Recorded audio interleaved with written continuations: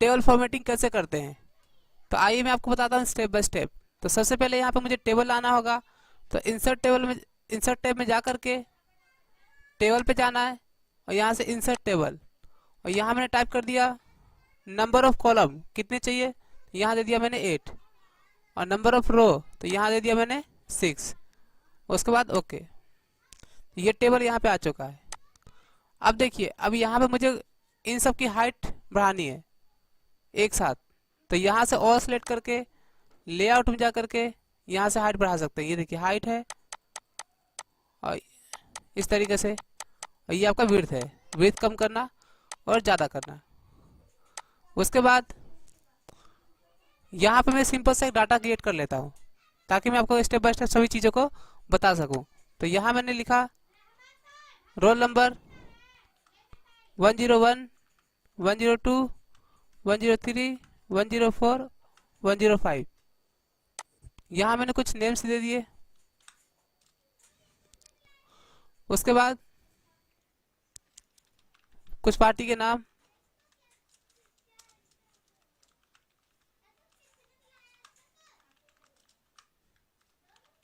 मनीष, अरविंद। तो इस तरह से हमने यहाँ पे कुछ नाम टाइप कर लिया। उसके बाद यहाँ पे दे देता हूँ मैं जैसे math, Hindi, English, science, SST और टोटल। यहाँ पे मैं 100 में से नंबर डाल देता हूँ सभी में।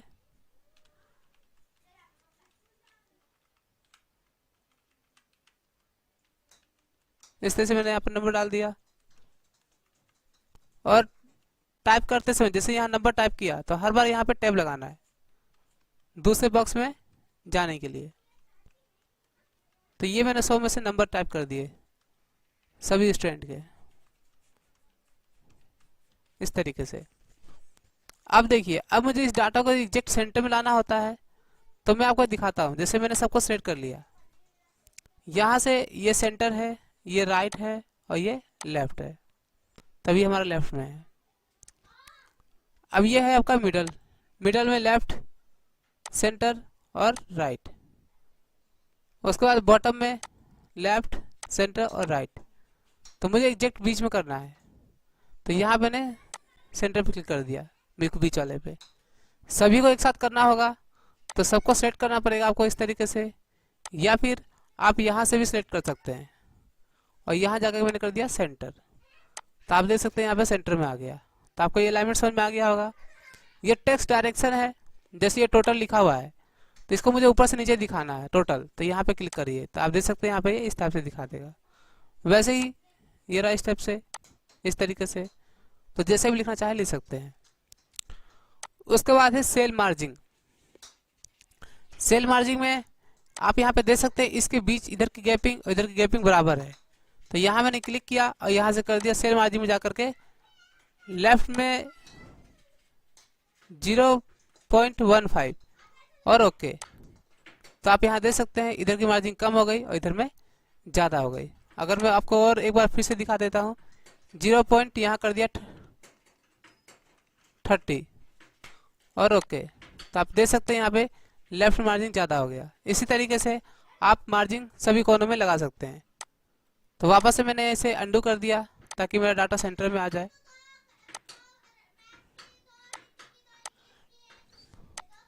तो आपको अलाइनमेंट समझ में आ गया होगा। अब मैं आपको बताता हूँ यहाँ पे इरेजर के बारे में। इरेजर क्या होता है हमारा, जैसे मान लीजिए हमें ये नीचे की लाइन नहीं चाहिए तो इरेजर लेकर के आप यहाँ पे इसको सेट करके डिलीट कर सकते हैं। वापस मैं अंडू से बैक आ गया। उसके बाद ये है, ये ड्रॉ टेबल है। इस पर क्लिक करने के बाद आप किसी के टेबल के बीच में खुद से टेबल बना सकते हैं। ये देखिए, तो मैंने यहाँ पे इस टाइप से डाटा बना दिया। इरेजर से इरेज कर सकते हैं आप। ये देखिए इस टाइप से। तो इसका काम होता है ड्रॉ टेबल का कि इमरजेंसी में कहीं भी आपको टेबल बनाना हो तो सीधा आप उसको लेकर के आप ऐसे टेबल बना सकते हैं। ये देखिए इस तरीके से। तो ये मैंने इसे दोबारा से इरेज कर दिया। तो आपको ड्रॉ टेबल इरेजर समझ में आ गया होगा। ये डिलीट करने के लिए होता है। अब यहाँ पे है डिलीट, तो यहाँ पे देखिए मुझे यहाँ पे ये इधर के बीच के दो सब्जेक्ट नहीं चाहिए, तो सेलेक्ट करके ये हमारा कॉलम होता है, तो डिलीट में जाकर के क्या कर दिया, डिलीट कॉलम। तो आप देख सकते हैं वो टेबल चला गया। यहाँ बैक करके वापस अंडू कर देता हूँ। अंडू पे क्लिक करके मैं वापस ले आता हूँ, ये देखिए। उसके बाद मुझे बीच के ये दो स्टूडेंट नहीं चाहिए, तो इसी में जाकर के डिलीट रो, तो रो डिलीट हो गया। तो इसमें और भी है, मैं अंडू से वापस बैक आ गया, और यहाँ पे और भी है, जैसे टेबल, पूरी टेबल को डिलीट करना। सेल होता है सिंगल बॉक्स के लिए, जैसे मुझे सिर्फ ये नेम नहीं चाहिए हेडिंग, तो यहाँ पे जाकर के सेल डिलीट।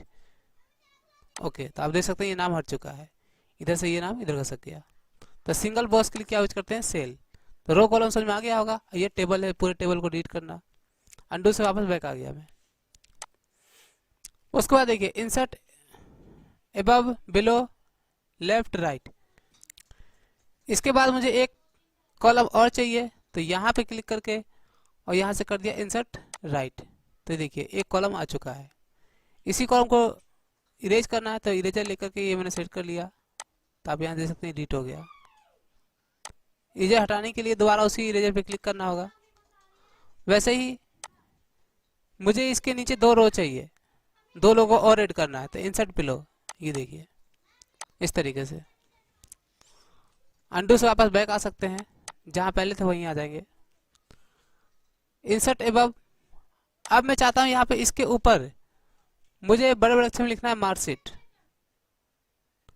तो यहाँ पे जा करके और यहाँ कर दिया इंसर्ट अबव इस पे। तो आप देख सकते हैं ऊपर में एक रो आ चुका है। अब मैं चाहता हूँ यहाँ पे मुझे लिखना है मार्कशीट बड़े बड़े अक्षर में, लेकिन यहाँ पे तो बहुत सारे बॉक्सेस हैं, हमें लिखना है एक ही में। तो इन सभी बॉक्सेस को एक करने के लिए सबको सेलेक्ट करना है, और यहाँ जाके एक बटन है मर्ज का, तो यहाँ पे मर्ज कर दीजिए। तो आप देख सकते हैं पूरा एक हो गया, और यहाँ दे दिया मैंने मार्क शीट। इसको सेलेक्ट करके यहाँ पे इसकी होम में जा करके और इसका साइज बड़ा कर दिया इस तरीके से। तो आपको यहाँ पे लेआउट में मर्ज तक समझ में आ गया। अब मैं आपको बताता हूँ स्प्लिट सेल के बारे में। इसका काम होता है टेबल के अंदर टेबल बनाना। तो अभी हमारे पास यहाँ पे टेबल ज़्यादा नहीं है, तो यहाँ से मैं इंसर्ट रो करके इंसर्ट बिलो दो रो लिया आया, और इन सभी को सेट करके मैंने इसे कर दिया मर्ज। अब इस टेबल के अंदर टेबल यानी कि इस बॉक्स के अंदर मुझे दो कॉलम चाहिए और दो रो चाहिए। तो स्प्लिट सेल में जा करके number of column 2, number of row 2 डाल दो, उसके बाद ओके। तो आप यहाँ देख सकते हैं दो कॉलम और दो रो आ चुके हैं। तो स्प्लिट सेल का काम होता है टेबल के अंदर टेबल बनाना। अब यहाँ पे स्प्लिट टेबल है, इसका काम होता है कि अगर आप चाहते हैं कि ये टेबल अलग हो और ये जो मैंने नया बनाया है ये अलग हो जाए, तो जिसे भी अलग करना है वहाँ क्लिक करना है और स्प्लिट टेबल। तो आप देख सकते हैं वो हमारा अलग हो गया, इस टेबल के साथ अटैच नहीं है। तो आपको स्प्लिट टेबल समझ में आ गया होगा। अब मैं आपको ऑटो फिट के बारे में बताता हूँ। ऑटो फिट क्या होता है हमारा, ये बहुत ही अच्छा चीज़ है। जैसे मान लीजिए यहाँ पे ये नेम्स है, तो नेम की लिखने के बाद यहाँ पे इधर साइड में एक्स्ट्रा गैपिंग है, आप देख सकते हैं सभी में गैपिंग है। तो सबको सिलेक्ट करने के बाद यहाँ पे जैसे ही ऑटो फिट करेंगे, ऑटो फिट कंटेंट, तो आप यहाँ पे देख सकते हैं जो भी गैपिंग थी वो हट चुकी है। देखिए बस जितना उसको चाहिए उतना वो ले रखेगा, बाकी सबको हटा देगा। तो वापस मैं अंडू कर देता हूँ, तो आपको ऑटो फिट समझ में आ गया होगा। रो हाइट मैंने आपको बता दिया, रो हाइट कभी भी इन सब को सेट करके हाइट बड़ी करना हो तो ऐसे सेट करके हाइट बड़ी कर लीजिए। तो ये विड्थ है, विड्थ भी हम कम ज़्यादा कर सकते हैं इसकी साइड की। डिस्ट्रीब्यूट रो, ये क्या होता है, ये भी बहुत अच्छा चीज़ है। इसमें देखिए कभी भी आपके टेबल के अंदर रो कॉलम जैसे इस टाइप से है, ऐसा किसी में गैपिंग कम है, किसी में ज़्यादा है। ये देखिए मैंने इसको कम ज़्यादा कर दिया, पहले बराबर था।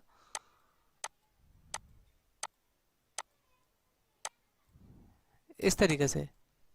तो आप चाहते हैं सभी कॉलम की विड्थ हाइट एक बराबर होना चाहिए, तो सभी को सेट करके और यहाँ पे डिस्ट्रीब्यूट कॉलम, तो आप यहाँ देख सकते हैं ये ऑटोमेटिक इक्वल साइज में हो गया। वैसे ही रो के लिए होता है डिस्ट्रीब्यूट रो, ये देखिए इस टाइप से मैंने यहाँ पे रो कम ज़्यादा कर दिया ऐसे, ये देखिए, ठीक है।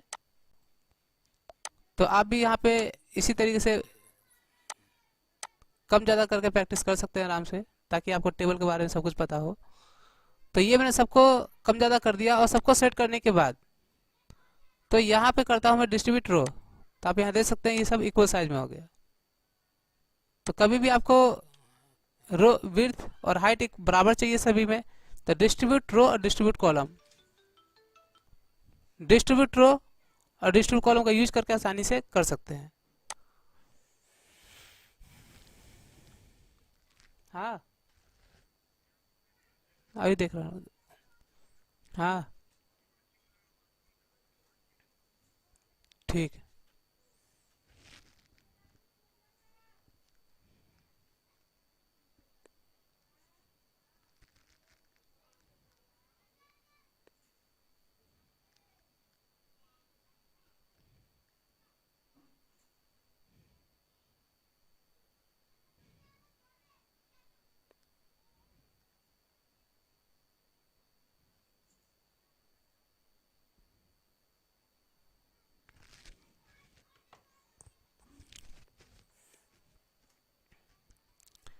अब मैं आपको सबसे बेस्ट और इम्पोर्टेंट चीजें बताने जा रहा हूँ डाटा के अंदर। यहाँ पे लिखा हुआ है सॉर्ट। सॉर्ट में क्या होता है, छोटे से बड़ा, बड़े से छोटा। जैसे ये मैथ का नंबर्स है, तो आप यहाँ देख सकते हैं पहले 52 है, फिर 48 है, फिर 36 है। तो मैं चाहता हूँ पहले मुझे छोटा दिखाना है, उसके बाद बड़ा दिखाना है। तो सभी को सेट करके सॉर्ट में जाना है, और यहाँ पे देखिए क्या लिखा हुआ है, असेंडिंग। असेंडिंग मतलब छोटे से बड़ा, और डिसेंडिंग बड़े से छोटा। तो असेंडिंग करके मैंने ओके कर दिया। तो आप यहाँ देख सकते हैं पहले यहाँ पे छोटा आया, उसके बाद 36, 48, 52, 59 और 69। तो जिस कॉलम को भी आप देखिए, अब यहाँ देख सकते हैं नंबर ऊपर नीचे हो गया, तो इस कॉलम को सेट करके आप इसे भी कर सकते हैं। ये देखिए, ये देखिए, तो आप यहाँ देख सकते हैं ये ऊपर नीचे अपने आप सेट हो गया। तो सॉर्ट का काम होता है बड़े से छोटा, छोटे से बड़ा करना। उसके बाद देखिए फार्मूला, बहुत ही अच्छा ऑप्शन है ये टेबल का। यहाँ पर ये सब जो सेल्स दिए हुए हैं, तो ये जो नंबर्स यहाँ इसके अंदर टाइप किया हुआ है, इन सबको मुझे यहाँ टोटल चाहिए। तो यहाँ पे कोई फार्मूला तो हम लगा नहीं सकते, क्योंकि एक्सेल फार्मूला तो एक्सेल में लगता है। तो इस फार्मूले का यूज करके आप यहाँ पे एक साथ सबका टोटल कर सकते हैं। यहाँ पे क्लिक करना है जहाँ पे टोटल चाहिए, फार्मूले में जाना है, और यहाँ देखिए फार्मूला पहले से लगाया है, इक्वल टू सम। सम का जो काम होता है सभी को टोटल करना है एक साथ। तो equal to sum, back start, और लेफ्ट यहाँ पहले से लगा हुआ है, बस खाली ओके करना है।